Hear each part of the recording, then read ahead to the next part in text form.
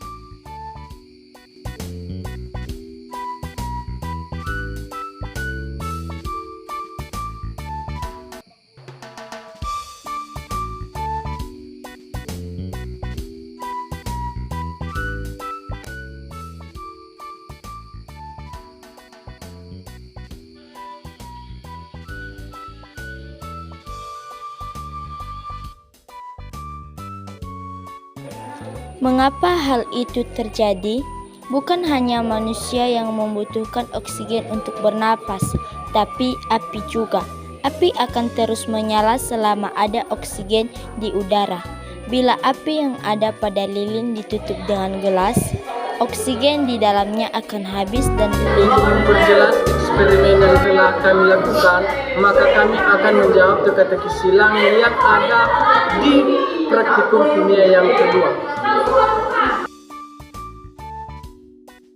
Pertanyaan yang pertama adalah, hal yang diobservasi dalam mempelajari perubahan kimia?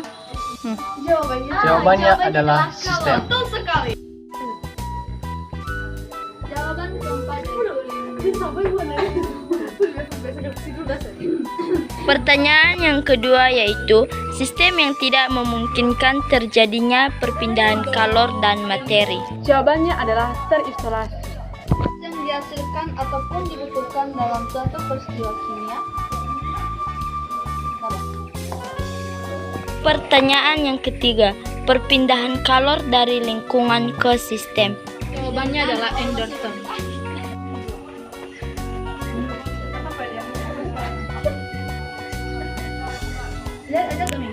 Pertanyaan yang keempat, kalor di dalam sistem terbuka akan berpindah menuju. Jawabannya adalah lingkungan. Pertanyaan yang 10 adalah mempelajari hubungan antar kalor. Pertanyaan yang kelima, energi panas. Jawabannya adalah kalor. Adanya semua kalinya udah. Hey guys, ada kelereng. Pertanyaan yang keenam, panas yang dihasilkan ataupun dibutuhkan dalam suatu peristiwa kimia. Kalpi.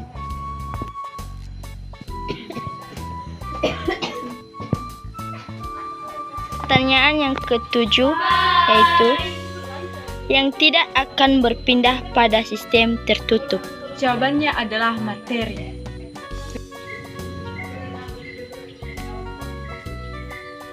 Pertanyaan yang kedelapan, perpindahan kalor dari sistem ke lingkungan.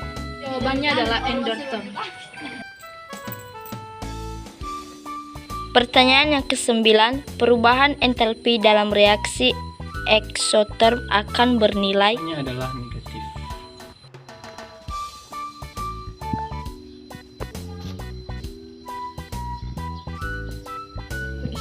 Pertanyaan yang ke-10, mempelajari hubungan antar kalor dan reaksi kimia. Jawabannya adalah termokimia.